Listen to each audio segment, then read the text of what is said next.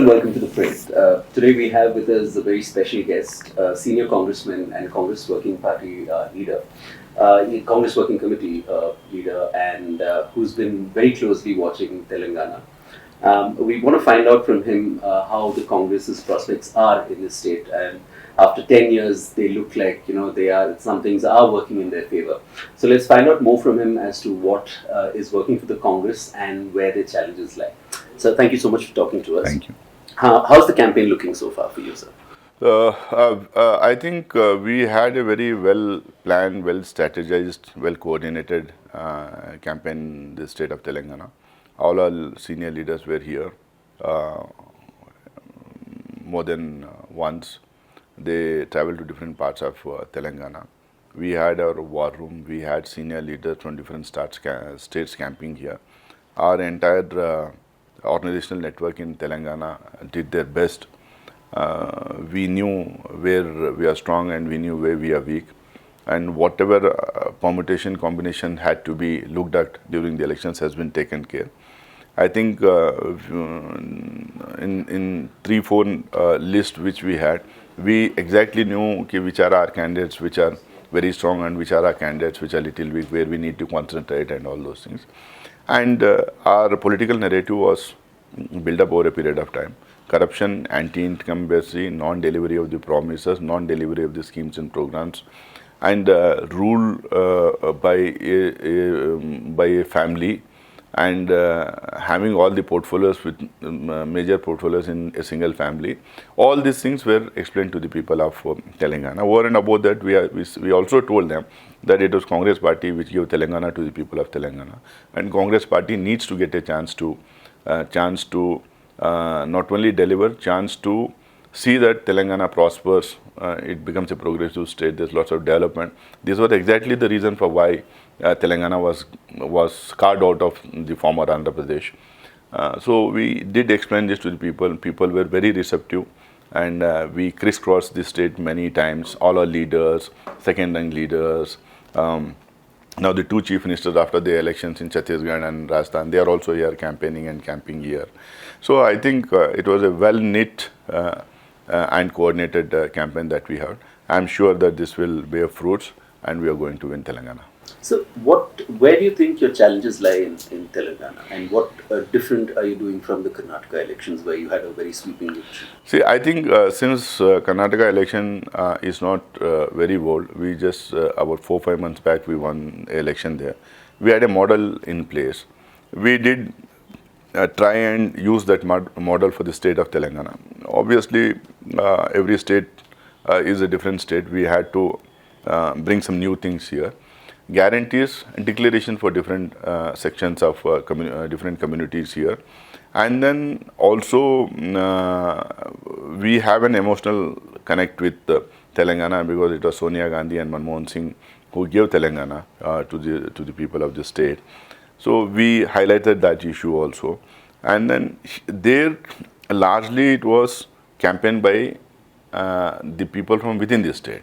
Senior leaders had come from different, they had come from Delhi and they were campaigning.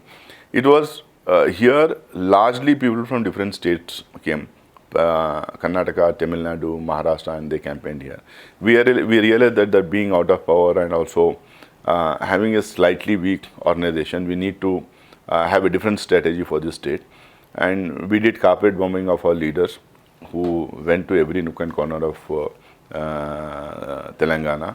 Our media strategy was good. Our war room strategy was good. We had our BLS being trained. We had our booth workers being trained. We had our declarations, manifesto and guarantees percolated to every house, distributed to every house. We went to their doors. I think this was a slightly new style of campaigning by Congress party, which we never used to do it earlier. And this will definitely help us in the elections. So in Karnataka, we saw a particular trend where minorities completely, the Muslims especially, consolidated behind the Congress party. Do you see the same thing happening here, and what are you doing differently, or what are you doing to get them on your side? See, all those sections, all those individuals, all those parties, all those organizations, all those people, those who think that democracy is in need of the hour, We need to safeguard our democracy. We need to protect our constitution. We need to see this Ganga, Jamuni, Tehzeeb continues to be there in our country. See, all those sections, I think, will go against BJP.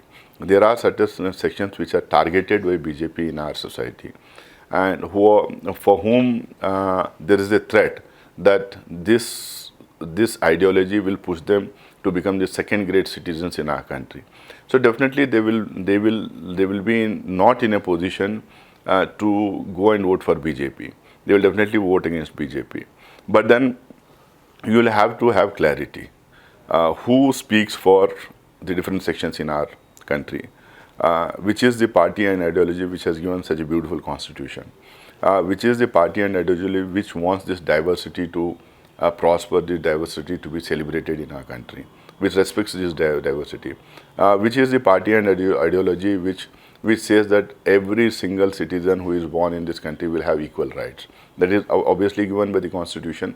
But then who speaks about that? Who promotes that? Who safeguards that? That is what I think the people are watching. It is not just about Muslims. It is about all marginalized sections, all sections that have been discriminated against, all sections those have been downtrodden for ages, and all sections which have been targeted by the fascist and divisive forces in our country will definitely stand up against BJP.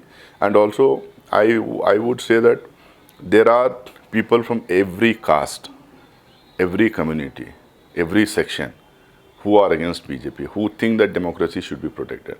I won't say that if a particular person belongs to X community or X, Y caste will be against BJP or will be in favor of BJP.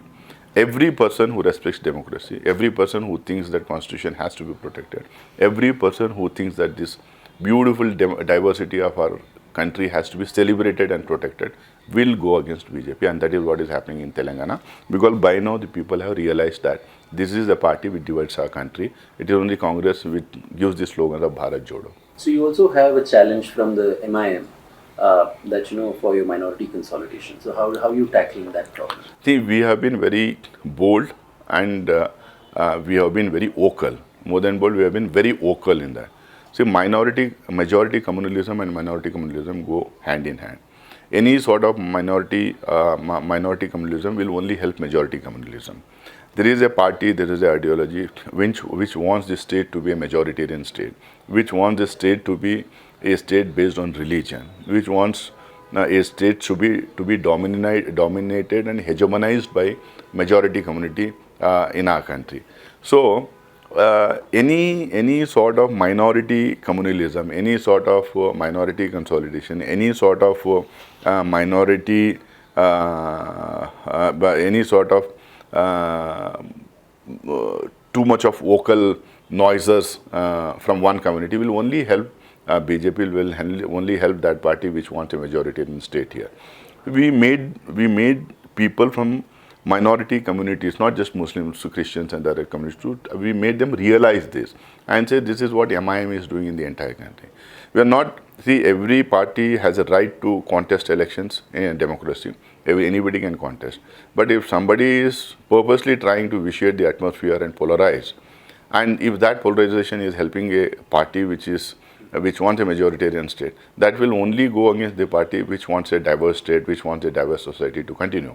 So I think people have watched this. People by now have realized that here is a person and a party which fights on 9 seats in its own state, which cannot form the government in its own state, but goes to different states and tries to not only divide the secular vote, but also tries to polarize to help the BJP. Whom are these people working for? It is very clear by now. I think that's one reason why we may be successful in getting a large number of votes which used to go to BRS and AIMIM earlier. So do you also, this is something we've been speaking about, the BRS and the BJP working together.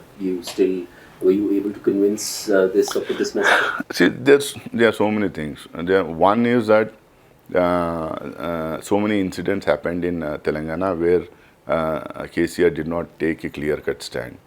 Prime Minister Modi himself has said that KCR had gone to him and requested him requested him that his son should be made the chief minister here. We have seen what happened in different bills in Parliament. You say so many things here to the people, you fool the people in the gullies of Telangana. When you go back to Delhi and in Parliament, you go and sit in the lap of Narendra Modi and Bharatiya Janata Party. So you need to have a clear stand. Why is BRS not in India alliance? Now, since now the entire country or the polity is divided into two parts or two sides. They are divided into two clearly tight compartments. One is led by India alliance, the other is by NDA alliance. So, if you are really secular, if you are really progressive, if you are really a liberal party, then you should be helping and supporting India alliance. Why are you not doing that? And on every important bill which could have been defeated in Raj Sabha, the BRS MPs have either abstained to help the BJP government or they have supported the BJP. It's clear cut. We have explained this to the people, and I'm sure the people are convinced in Telangana. My last question to you, sir. Why do you think KCR has been attacking the Indira Gandhi legacy over here? I mean, there's he constantly speaks, and he's speaking about things that have happened 40 years. Why do you think this is happening? See, the kind of work Indira Gandhi has done is etched in the memories of the milieu of this country. You go to Orissa, you go to Andhra Pradesh, you go to northeastern states, you go to Jammu and Kashmir, you go to any part of our country.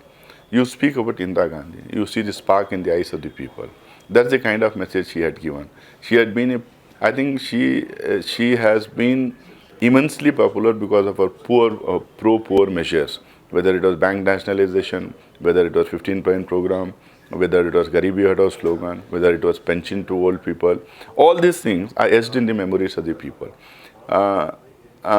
When we evoke Indira Gandhi, when we evoke those memories, and I think that is then KCR's and Modi's and these kind of people, they get threatened. So that's the reason why they try to attack Indira Gandhi and Jawaharlal Nehru and our previous leaders. That will definitely not help them. And KCR has nothing to boast about his 10 years of tenure. Earlier, he used to speak about Andhra people settling here.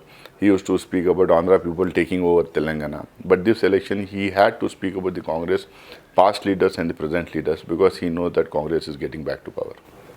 And just lastly, sir, I mean, how confident are you that you will form a government of your own in Telangana, and who will be your chief minister? Come 3rd of December, we are sure that we'll get a clear-cut majority in the state of Telangana. There's a surge towards Congress party.